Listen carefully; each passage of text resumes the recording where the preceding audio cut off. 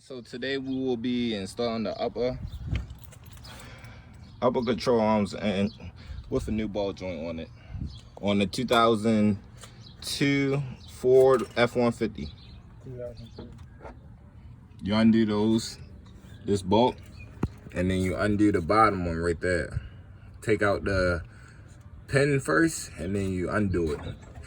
It's better to spray like some WD-40 or some PB Blast on the bolts to get out and loosen up all that rust. This is the finished product, guys.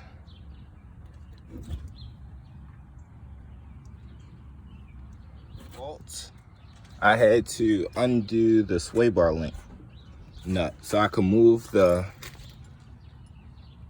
position my impact gun so I could take off that bolt. Old ball joints. This is the low ball joint. See, it's broke. It has a lot of play. And then we're installing a new one. You have to smack this style up into it. And then we did. We're replacing this. Finally got that bought out. I had to take off the ABS sensor off of the rotor. I took off the caliper. Got it hanging. And then rotor suspended. Smacking this back in. I'm gonna use the tabs. I'm gonna hit around this ring with this.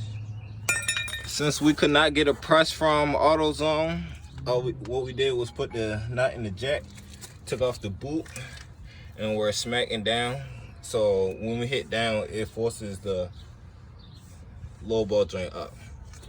And that little crease is where you put the snap ring. So we just gonna give it a few more taps till it's flush against the top, and we'll be in business.